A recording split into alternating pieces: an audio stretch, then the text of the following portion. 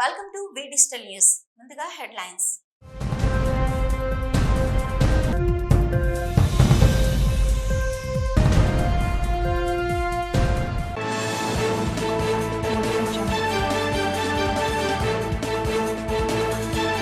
విశాఖలో స్వచ్ఛతా హీ సేవా కార్యక్రమం చేపట్టిన వివిధ విభాగాలు. స్వచ్ఛతపై ప్రతిజ్ఞ చేయించిన జిల్లా కలెక్టర్ ఎంఎన్ హరీందర్ ప్రసాద్.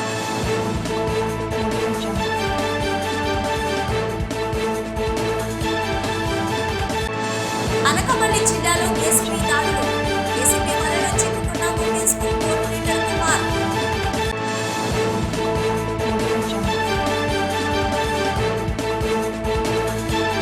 రాష్ట్ర స్థాయిలో టెట్ కోర్స్ రంగంలో ఎదుర్కొంటున్న సమస్యలపై తన వంతు సహాయ సహకారాలు అందిస్తామని స్పష్టం చేసిన జీవీఎంసీ కార్పొరేటర్ మంగవేణి పోలారావు.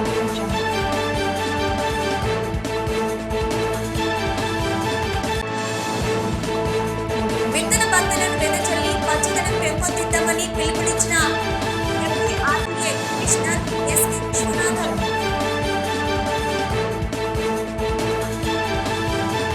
దేశంలోని ప్రముఖ పుణ్యక్షేత్రంగా విరాజిల్లుతున్న సింహాచలం శ్రీ వరహాళ లక్ష్మీ నరసింహస్వామివారి నిత్య కళ్యాణం అత్యంత వైభవంగా జరిగింది. ఆర్జిత సేవల్లో భాగంగా అర్చక స్వాములు ఉత్సవమూర్తి గోవిందరాజస్వామిని ఉభయ దేవేర్లతో మండపంలో అధిష్ఠింపజేశారు. నిత్య కళ్యాణంలో పాల్గొన్న భక్తుల గోత్ర నామాలతో సంకల్పం చెప్పి పాంచరాత్ర ఆగమ శాస్త్రం విధానంలో విశ్వక్సేన ఆరాధన పుణ్యాహవచనాలతో కార్యక్రమానికి శ్రీకారం చుట్టారు.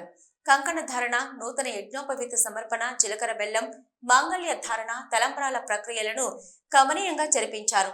మంత్ర పుష్పం, మంగళ శాసనాల తర్వాత భక్తులకు వేద ఆశీర్వచనాలు, శేష వస్త్రాలు, స్వామివారి ప్రసాదాలను అందజేశారు.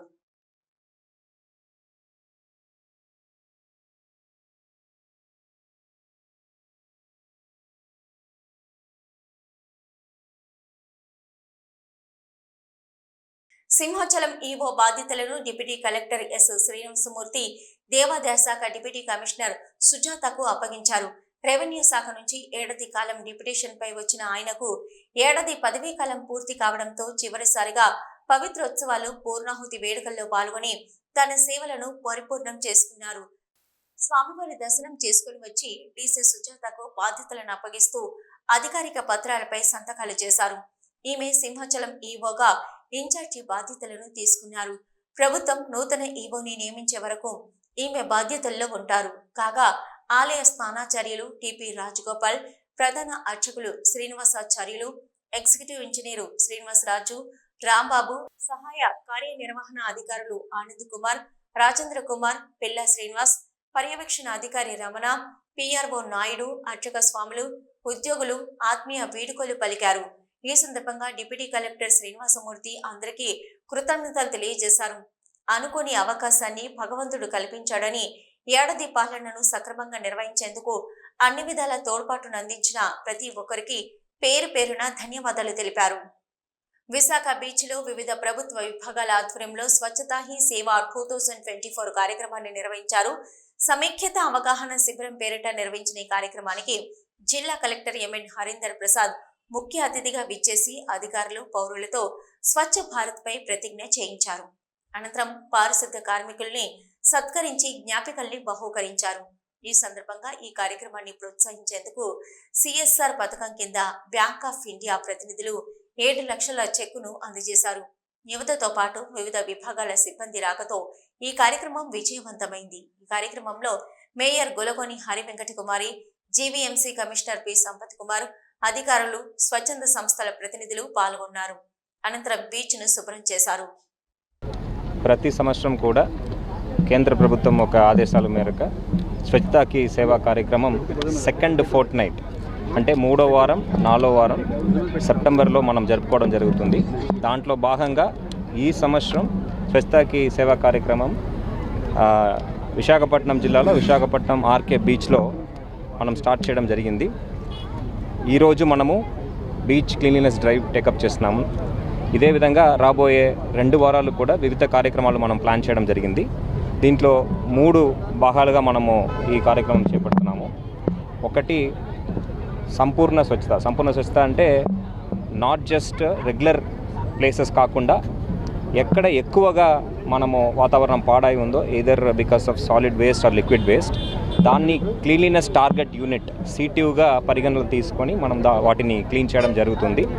మన సిటీలో దాదాపు 83 లొకేషన్స్ ఐడెంటిఫై చేయడం జరిగింది. ఆ లొకేషన్స్ అన్నీ కూడా రాబోయే 2 వారాల్లో మనం క్లీన్ చేయడం జరుగుతుంది.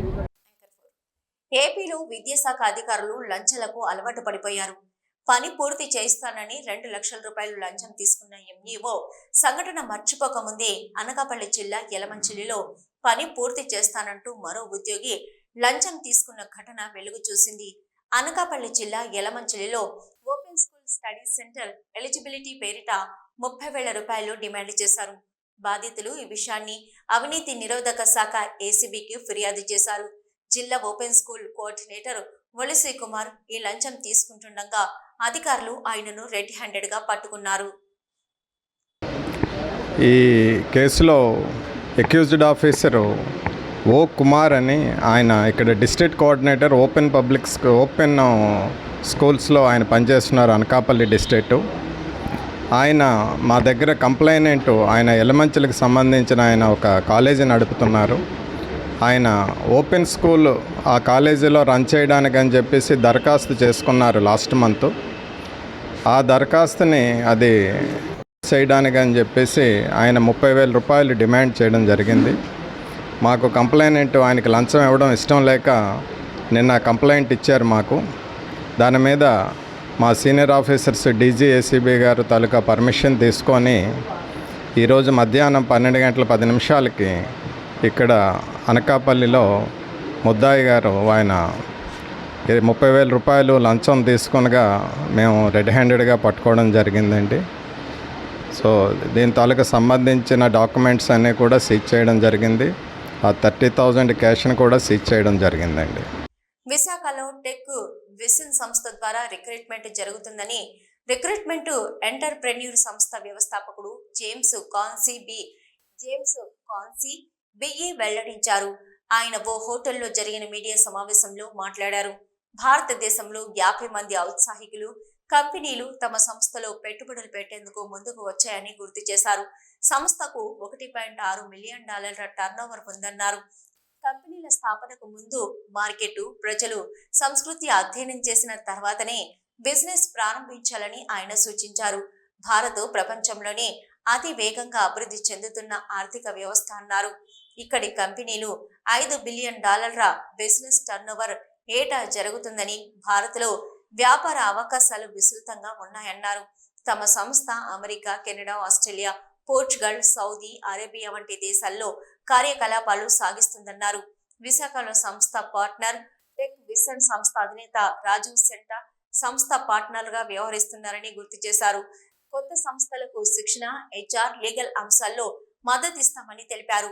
ఈ మీడియా సమావేశంలో టీసీక్యూ అధినేత ఆశిష్ జన్వాలా, జోషువా జన్రాజ్, టెక్ విజన్ సంస్థ ప్రతినిధి రంజిత్ జోషి తదితరులు పాల్గొన్నారు. 3, 2, 1. Hi, I'm James Khan, founder of Recruitment Entrepreneur.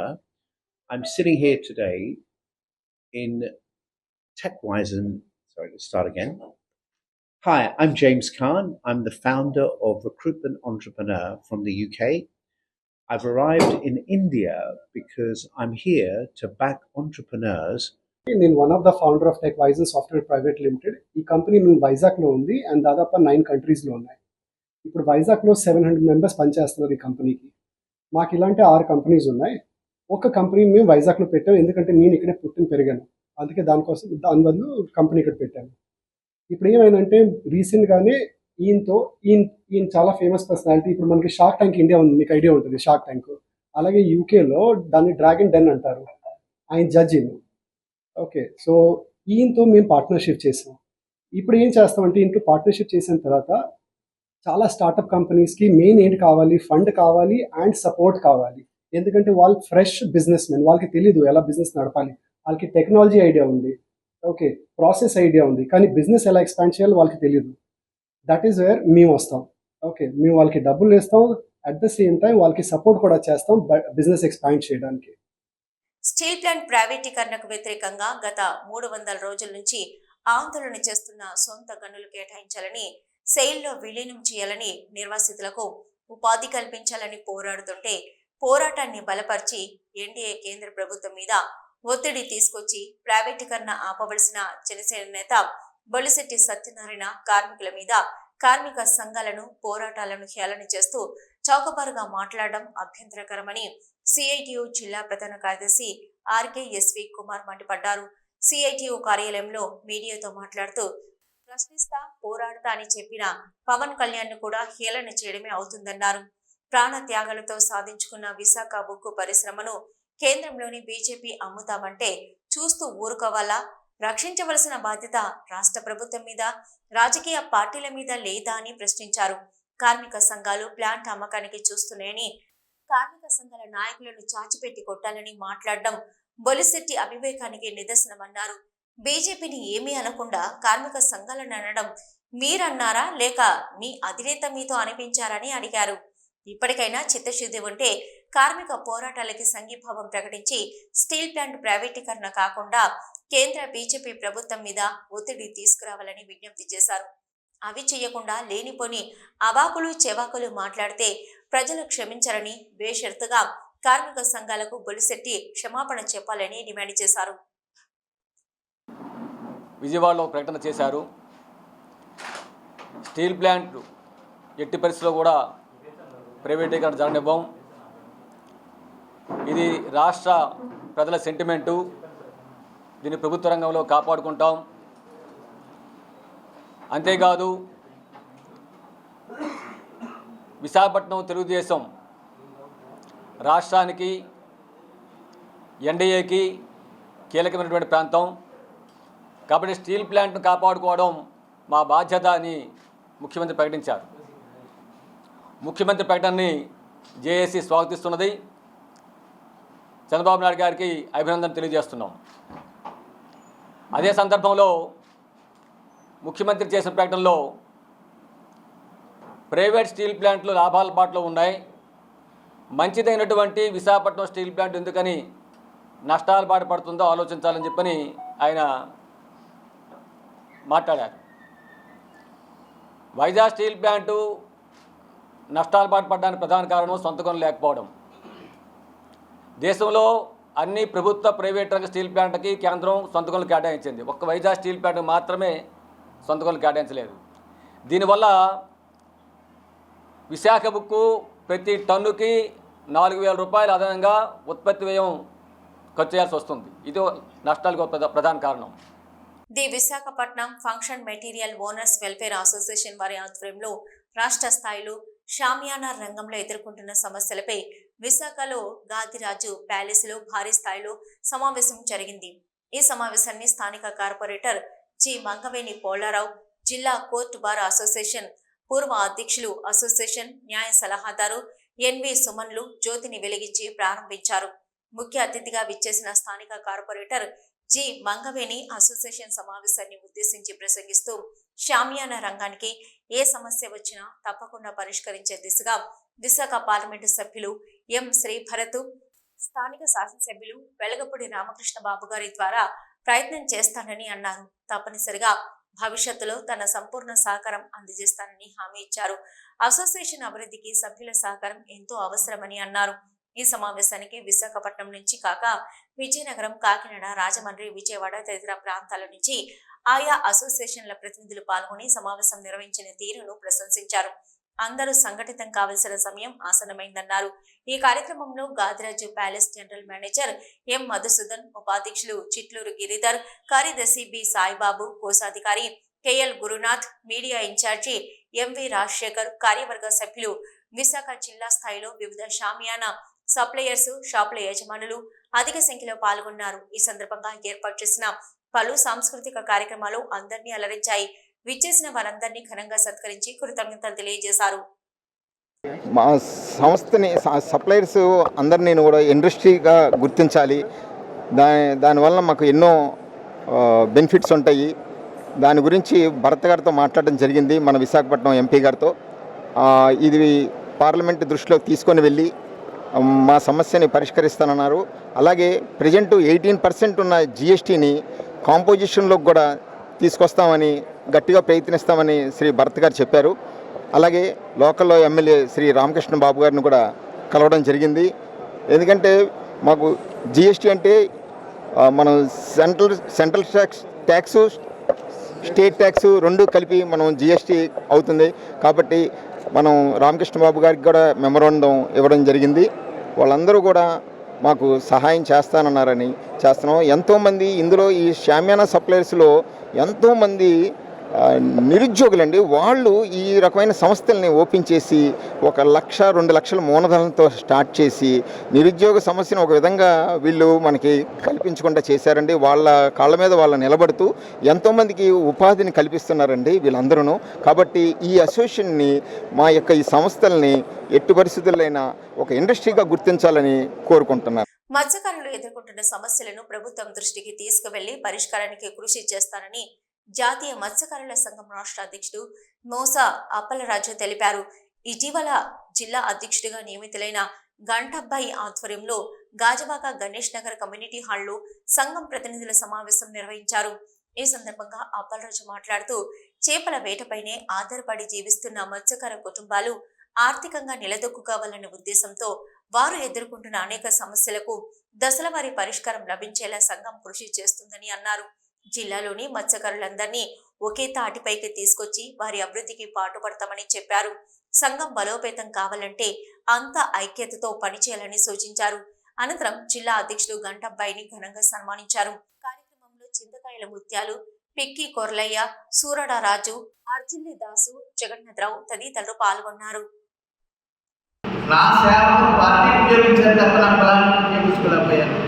నాకు అటువంటి స్వార్థం లేక ఈరోజు ఇంపార్టెంట్ ఇలా పాస్ కానీ కుటుంబాలను నేను తెలిసిన తర్వాత ఈ చేసిన సేవ మన పొలాన్ని సద్వినియోగం చేసుకుని చెప్పి నాకు చెప్పడం వల్ల అప్పటికంటే 6 నెలల నుండి ఈ యొక్క మన కులం కోసం మా యొక్క జాతి కోసం చెప్పడం జరుగుతుంది. అప్పుడు ఈరోజు ఈ తరుణంలో నా కులమంతాలిగా సొంత పత్రం నాకు కావాల్సి వచ్చింది. నేను ఎలా వలసి వచ్చింది అంటే ఎలా వస్తుంది? వంట పత్రం రావాలంటే కులంతో సంబంధాలు ఉండాలి. ఎవరంటే అది ఇచ్చారు. 1979లో మా జాతీయ మత్స్యకార సంఘాన్ని మా బీహార్ రావు గారు మర్రి రామచంద్రరావు గారు దీన్ని రిజిస్ట్రేషన్ చేసి మా మత్స్యకారులకు సేవలు అందించడం జరిగింది ఈ సంఘం తరఫున. అలాగే మన ఇండియాలో 24 రాష్ట్రాల్లో ఏదైనా సంఘం ఉంది అంటే అతిపెద్ద సంఘం మా జాతీయ మత్స్యకార సంఘం. మన జాతీయ మత్స్యకార సంఘంలో మేమందరం ఆ కుటుంబ సభ్యులుగా నెల అద్దె చెల్లిస్తామని నమ్మబలికి తర్వాత మోసాలకు పాల్పడుతున్న కేసులో పోలీసులు పురోగతి సాధించారు. ఈ సందర్భంగా ఏర్పాటు చేసిన విలేకరుల సమావేశంలో డీసీపీ తుహిన్ సిన్హా వివరాలు వెల్లడించారు. అనకాపల్లి జిల్లా రాంపల్లి మండలం కొత్తపట్నం గ్రామానికి చెందిన ఎగ్గిపల్లి రవీంద్ర, రూపశ్రీ ఆన్లైన్లో కారు విక్రయానికి పెట్టిన వారిని సంప్రదించి ఆ వాహనాలకు నెల అద్దె చెల్లిస్తామని తీసుకొని వెళ్లారు. 1-2 నెలలు అద్దె చెల్లించి తర్వాత వాటిని అమ్మేసి తప్పించుకు తిరుగుతుంటారు. ఇలా కంచరపాలెం స్టేషన్ల పరిధిలో 3, గాజవాక దువ్వాడ స్టేషన్ల పరిధిలో ఒక్కొక్కటి తీసుకుని వెళ్లి మోసగించారు. ఈ నెల 14వ తేదీన బాధితుడు బుద్ధ వీర మణికంఠ ఫిర్యాదు మేరకు దువ్వాడ పోలీసులు రంగంలోకి దిగి నిఘా పెట్టారు. ఈ నెల 15వ తేదీన శ్రీహరిపురం కోరమండల్ పరిశ్రమ సమీప బస్టాప్ వద్ద వీరిని అదుపులోకి తీసుకుని విచారించారు. ప్రధాన నిందితుడు రవీంద్రను అరెస్టు చేసి న్యాయస్థానంలో హాజరుపరిచారు. అతడి భార్య రూపశ్రీకి 41 నోటీసు ఇచ్చారు. 5 కార్లలో 2 స్వాధీనం చేసుకున్నామని డీసీపీ వివరించారు. ఈ కేసును ఛేదించడంలో చాకచక్యంగా వ్యవహరించిన ఎస్ఐ శ్రీనివాసరావు, కానిస్టేబుల్ నరసింగరావు, వేణు, ఇతర సిబ్బందిని డీసీపీ అభినందించారు. మన దువ్వాడ పోలీస్ స్టేషన్ లిమిట్స్లో ఒక మంచి కేసు డిటెక్ట్ చేయడం జరిగింది. It's a cheating and criminal breach of trust case. దీనికి ఫ్యాక్ట్స్ మీ అందరికీ తెలియజేస్తాను. మనకి 14th తారీఖున ఆన్ సెప్టెంబర్ ఆఫ్ 2024 రాత్రి 9 PM ఒక కంప్లైంట్ వచ్చింది ఫ్రమ్ కంప్లైనెంట్ వీర మణికంఠ గారు. అతనే resident of Kurmannapalem, Duvvada police station limits. అతను ఏమన్నారు, he is working as a mechanical engineer in Laurus factory in Parawada of Anakapalli district. అతనే 2023 సంవత్సరంలో ఒక 14 lakhs worth of car Maruti Ertiga ZXi plus white colour car purchase చేశారు with AP registration. దాని తర్వాత అతని EMI కట్టలేకపోయారు. దానికోసం అతని OLXలోనే ఒక యాడ్ పెట్టారు. విత్తన బంతులను వెదజల్లి పచ్చదనం పెంపొందిద్దామని Visakhapatnam metropolitan region development authority commissioner KS Viswanathan అన్నారు. కైలాసగిరిపై MVRDA ఆధ్వర్యంలో గ్రీన్ క్లైమేట్ TNGO అందజేసిన విత్తన బంతులను వెదజల్లే కార్యక్రమాన్ని నిర్వహించిన అనంతరం మాట్లాడుతూ పర్యావరణ పరిరక్షణ ప్రతి ఒక్కరి బాధ్యతగా స్వీకరించాలన్నారు. వాతావరణ కాలుష్యంతో పర్యావరణంలో పెను మార్పులు సంభవిస్తున్నాయని, తద్వారా భూతాపం విపరీతంగా పెరిగి ప్రకృతి వైపరీత్యాలు తరచూ సంభవిస్తున్నాయన్నారు. పర్యావరణ పరిరక్షణకు తక్షణం చర్యలు తీసుకోవాల్సిన ఆవశ్యకత ఎంతైనా ఉందన్నారు. జీవ వైవిధ్యం ఉపయోగాలు, ప్రస్తుతం అందులో జరుగుతున్న వివిధ మార్పులు ప్రతి ఒక్కరూ గుర్తించాలన్నారు.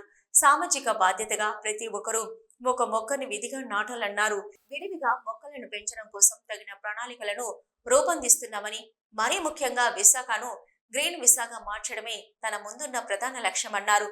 ఈ కార్యక్రమంలో కార్యదర్శి దాట్ల కీర్తి, DFO శాంతి స్వరూప్, గ్రీన్ క్లైమేట్ టీమ్ వ్యవస్థాపక కార్యదర్శి JB రత్నం, రేంజ్ ఆఫీసర్లు తదితరులు పాల్గొన్నారు. కైలాసగిరిలో ఇక్కడ మనకి నియర్లీ 3000 సీడ్ బాల్స్ అనేది డిఫరెంట్ ఏరియాస్లో with all our staff as well as మన గ్రీన్ క్లైమేట్ మన రత్నం గారు కోఆపరేషన్తో ఇక్కడ సీడ్ బాల్స్ అనేది వేయడం జరుగుతుంది. సో ఇది it is part of our continuous machine of greening the city, of greening Visakhapatnam. So దీంతో పాటు మనం కంటిన్యూస్గా ఈ సీడ్ బాల్స్ అనేది వేయడం జరుగుతుంది. ఇక్కడ అదర్ దెన్ దాట్ మేము కూడా అక్రాస్ అవర్ జ్యూరిస్డిక్షన్ మేము డిఫరెంట్ ప్లాంటేషన్ యాక్టివిటీస్ అనేది కూడా మా ఫారెస్ట్ డిపార్ట్మెంట్ ద్వారా మేము టేకప్ చేయబోతున్నాం. It is a continuous activity. Actually ఈ సీడ్ బాల్స్ డిస్పర్సల్ అనేది ఈరోజు చేయడం జరిగింది. ఇంతకుముందు కూడా చాలాసార్లు చేశాము. అయితే ఇక్కడ సీడ్ బాల్ కైలాసగిరిలో చేయడానికి ప్రత్యేకమైన కారణం ఇక్కడ అంతా సుబాబుల్ని పూర్వం డిస్పర్సల్ ఎక్కువ చేశారు. అది అనుకోకుండా చాలా ఎక్కువగా ఈ వైల్డ్ వెరైటీ బాగా ఎక్కువగా అది ఈజీగా పెరిగిపోతుంది. విశాఖపట్నం చిన్న సినిమాలకు హబ్గా మారుతుందని రంగసాయి మీడియా అధినేత బాదంగిరి సాయి పేర్కొన్నారు.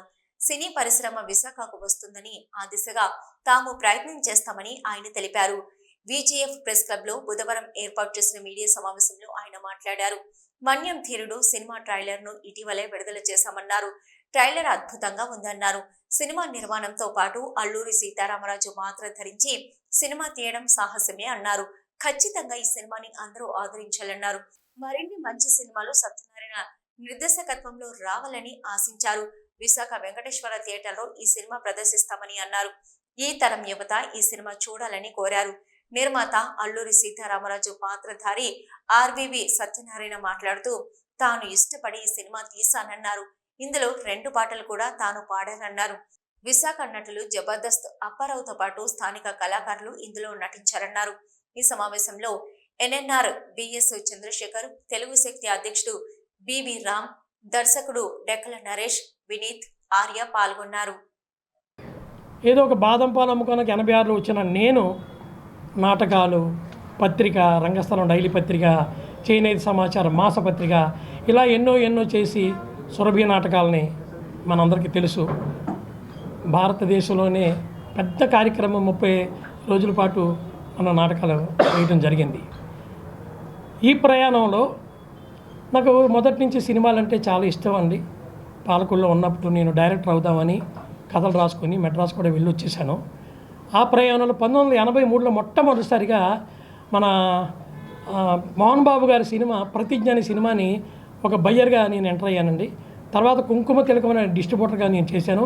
అతి చిన్న వయసులో నేను ఇందులోకి వచ్చాను. అలా 86లో వైజాగ్ వచ్చేసి బాదం పాలు అక్కడి నుంచి మీ అందరికీ పరిచయం అయ్యాను. ఈ ప్రయాణంలో ఇటీవల మరి 2014లో చినుక అనే సినిమాని ఉత్తరాంధ్ర మొత్తం 5 జిల్లాలకి నేనే డిస్ట్రిబ్యూషన్ తీసుకున్నా. అప్పుడు మీటింగ్ ఒక 20 మంది వస్తే అందులో ఒక్కనే మిగిలాను. నేనే 1,25,000 పెట్టి ఈ 5 జిల్లాలకి తీసుకోవడం జరిగింది. నాకు మంచి పేరు సంపాదించి పెట్టింది. అన్ని చోట్ల మార్నింగ్ షో వేసి తీసేశారు. 2 చోట్ల మాత్రం ఒకరోజు వేశారు. విశాఖపట్నంలో రాజకమల్ థియేటర్లో సుమారు 8 రోజులు ఆడిందండి, బికాజ్ మీడియా కారణంగా. నర్సీపట్నం ఏరియా ఆసుపత్రికి పూర్వ వైభవం తీసుకొస్తారని శాసనసభ స్పీకర్ చింతకాయల అయ్యన్న పాత్రుడు అన్నారు. అనకాపల్లి జిల్లా కలెక్టర్ విజయ్ కృష్ణన్తో కలిసి ఆసుపత్రిలో రివ్యూ కమిటీ సమావేశం నిర్వహించారు. అంతకుముందు హాస్పిటల్లో ప్రతి వార్డును సందర్శించారు. అనంతరం నర్సీపట్నంలో అన్నా క్యాంటీన్ను ఆంధ్రప్రదేశ్ శాసనసభ స్పీకర్ చింతకాయల అయ్యన్న పాత్రుడు, అనకాపల్లి జిల్లా కలెక్టర్ విజయ్ కృష్ణన్ ప్రారంభించారు. అనంతరం క్యాంటీన్లోనే వారు భోజనం చేశారు. హరే రామ హరే కృష్ణ సంస్థ ప్రతినిధులు కూడా ఈ కార్యక్రమానికి హాజరయ్యారు. వారితో పాటు 26వ వార్డు కౌన్సిలర్ అయ్యన్న సత్యమణి పద్మావతి, 25వ వార్డు కౌన్సిలర్ అయ్యన్న తనయుడు Rajesh, RDO Jayaram, municipal commissioner Surendra, Janasena నియోజకవర్గ ఇన్ఛార్జి రాజన సూర్యచంద్ర తదితరులు అన్న క్యాంటీన్లోనే భోజనం చేశారు. 5 సంవత్సరాల క్రితం చంద్రబాబు నాయుడు గారు ముఖ్యమంత్రిగా ఉన్నప్పుడు పేదవారికి అన్నా క్యాంటీన్ పెట్టాలని చెప్పి రాష్ట్ర వ్యాప్తంగా నిర్ణయం తీసుకోవడం జరిగింది. అదే ప్రతి నియోజకవర్గాల్లో ఒక అన్నా క్యాంటీన్ పెట్టారు కదా. అక్కడ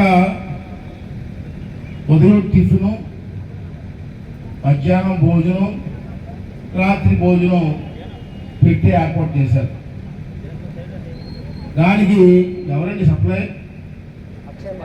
అక్షయ పాత్ర వాళ్ళకి కాంట్రాక్ట్ ఇచ్చాం. హరే రామ హరే కృష్ణ అంటారు కదా, వాళ్ళే వంట చేసి తీసుకొచ్చి ఇక్కడ భోజనం పెడుతూ ఉంటారు.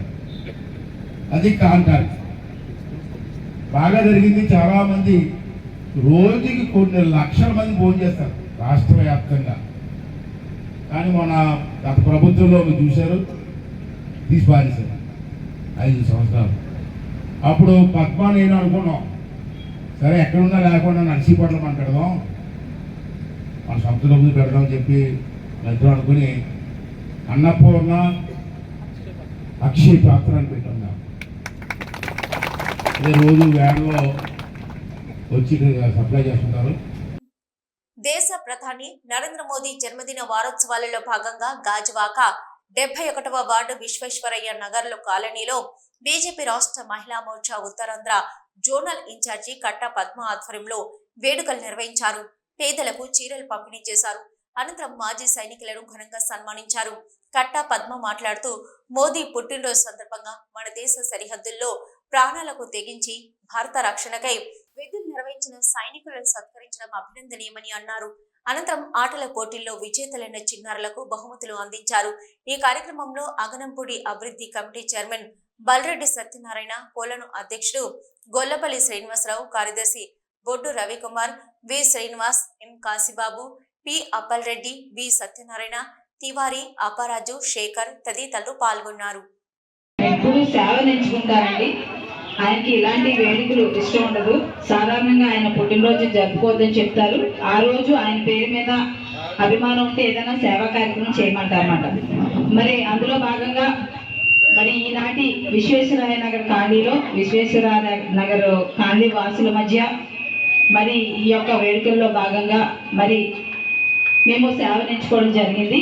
ఆ సేవ నెంబర్ 1 ఏంటంటే, మన దేశానికి నిరంతరం అహర్నిశలు తమ ప్రాణాలను త్యాగం చేసి వారి కుటుంబాలకి విడిచిపెట్టి మరి మన దేశ రక్షణకై మిలిటరీలో వారు ఎంతో కృషి చేస్తూ ఉంటారు. మీ అందరికీ తెలుసు. మరి అలాంటి మహానుభావులు కృషి వల్ల ఈరోజు మనం 3 పూటలు భోజనం చేస్తున్నాం, ప్రశాంతంగా నిద్రపోతున్నాం. ఎందుకంటే మన ఇండియాకి యుద్ధాలు లేవు. ఇతర దేశాల్లో చూస్తే ఎప్పుడు నిరంతరం యుద్ధాలు జరుగుతూనే ఉంటాయి. South zonal south mid zonal association of physicians of India వార్షిక సదస్సు ఈ నెల 20న విశాఖపట్నంలో ప్రారంభం కానున్నట్లు ఆంధ్రప్రదేశ్ ఫిజిషియన్ల సంఘం అధ్యక్షులు conference chairman doctor K Rambabu తెలిపారు. విమ్స్ సమావేశ మందిరంలో ఆయన మీడియాతో మాట్లాడారు. ఈ నెల 20 నుంచి 22 వరకు 3 రోజుల పాటు నగరంలోని విఎంఆర్డీఏ చిల్డ్రన్ ఎరీనాలో ఈ సదస్సు జరగనుందన్నారు. సౌత్ జోన్ ఫిజిషియన్ సదస్సు విశాఖలో జరగడం ఇదే మొదటిసారన్నారు. ఈ సదస్సులో దేశవ్యాప్తంగా ఉన్న 60 మందికి పైగా ప్రముఖ వైద్యులు ఈ 3 రోజులు సదస్సులో ప్రసంగించనున్నట్లు తెలిపారు. ఈ సదస్సుకు ఆంధ్రప్రదేశ్, తెలంగాణ, తమిళనాడు, కేరళ, కర్ణాటక రాష్ట్రాలతో పాటు లక్షద్వీపులు, పాండిచ్చేరి నుంచి 1100 నుంచి 1200 మంది వైద్యులు పాల్గొంటారని అంచనా వేస్తున్నామన్నారు. 3 రోజుల పాటు నిర్వహించే సదస్సులో వైద్యులకు, వైద్య విద్యార్థులకు వైద్య విధానంలో వచ్చిన మార్పులు, నూతన పద్ధతులు తదితర అంశాల గురించి వివరిస్తామన్నారు. ఈ సదస్సులో పోస్ట్ గ్రాడ్యుయేషన్ విద్యార్థులకు గోల్డ్ మెడల్లు, అవార్డులు అందజేయనున్నామన్నారు. Frontiers of the medical research from bench to bed side అంటే మనము పేషెంట్ని చూడడానికి రీసెర్చ్లో చేసినటువంటి లేదా పేషెంట్ని చూసిన ద్వారా తెలుసుకున్నటువంటి విషయాలని మనము ఏ రకంగా పేషెంట్కి ఉపయోగపడేటట్టుగా చేయగలమో అంటే ఇన్వెస్టిగేషన్ నుంచి ట్రీట్మెంట్ వరకు ఉండే విషయాలను మనము ఈ సదస్సులో కూడా చర్చించడం జరుగుతుంది. ముఖ్యంగా ఎండోక్రైనాలజిస్టులు కానివ్వండి, న్యూరో ఫిజిషియన్స్, కార్డియాలజిస్టులు, డాక్టర్ నరసింహన్ చాలా ఫేమస్ కార్డియాలజిస్టు, వారు హైదరాబాద్ నుంచి రావడం జరుగుతుంది. అలాగే doctor Senthil Rajappa Indo American Basavatarakam institution నుంచి క్యాన్సర్ మీద మాట్లాడడానికి వారు రావడం జరుగుతుంది. డాక్టర్ ముఖర్జీ గారు కూడా వస్తున్నారు మనకి ఈ సదస్సులో పాల్గొనడానికి. సో ఈ రకంగా మనకి ఆంధ్రప్రదేశ్, తెలంగాణ, కర్ణాటక, కేరళ, తమిళనాడు, లక్షద్వీప్, పుదుచ్చేరి మొత్తం 7 రాష్ట్రాల నుంచి ఈ సదస్సుకు రావడం జరుగుతుంది. వి డిజిటల్ న్యూస్ ముగించే ముందు హెడ్లైన్స్ మరొకసారి.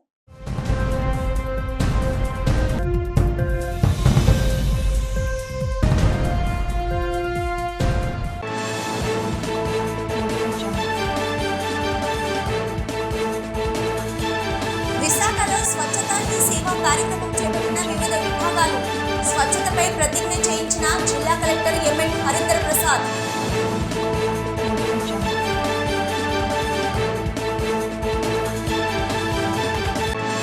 అనకాపల్లి జిల్లాలో ఏసీపీ దాడులు, ఏసీపీ వలలో చిక్కుకున్న ఉమెన్స్ స్కూల్ కోఆర్డినేటర్ కుమార్.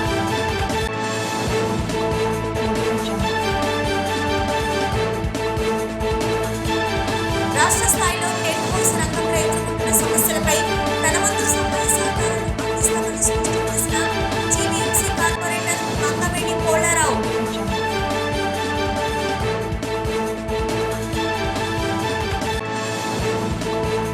విత్తన బంతులను వెదజల్లి పచ్చదనం పెంపొందిద్దామని పిలుపునిచ్చిన deputy RTA commissioner SK Viswanathan.